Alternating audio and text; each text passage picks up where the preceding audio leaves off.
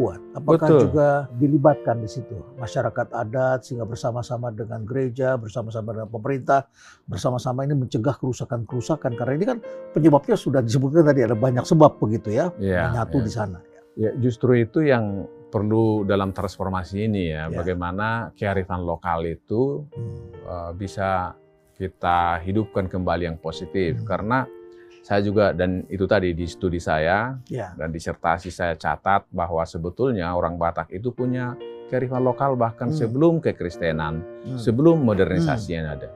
Jadi misalkan danau, Prof ya, Ya.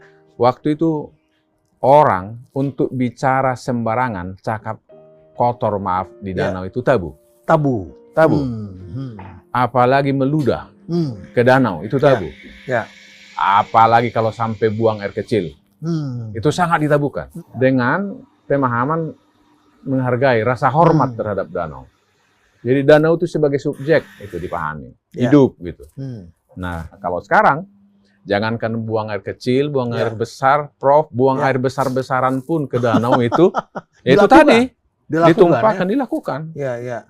Jadi ada juga peternakan di atas, ada juga hutan yang di atas tadinya tumbuh subur, dibabat habis. Dibabat, sisa-sisa kayunya tersumbat di sungai.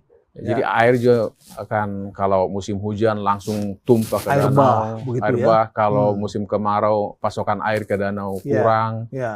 Nah, belum lagi pakan yang tadi. Jadi itu tadi sebetulnya ya seperti Danau Toba ini diperlakukan seperti tong sampah raksasa, itu memprihatinkan. Saya pernah baca pada tahun 90-an itu ada beberapa peneliti ya melihat kenapa air Danau Toba surut dulu tahun 90-an begitu ya. Nah, terus kemudian salah satu studi dilakukan oleh mantan Menteri Perindustrian, seingat saya itu, Air Suhut kalau tidak salah. Dia pernah mengatakan itu salah satunya ketika dulu dibikin inalum di sana, gitu ya. Ada peleburan, ada diperlukan listrik yang dalam jumlah besar, maka bibir dari Danau Toba menuju ke Sungai Asahan itu dilebarkan oleh salah satu kontraktor. Sejak saat itu deras arusnya untuk peleburan alumina di sana, jadi itu menghasilkan listrik begitu ya. Tapi air ini kemudian juga mengalami penurunan begitu debit airnya di sana. Jadi sejak tahun 90-an itu sudah terjadi sebetulnya.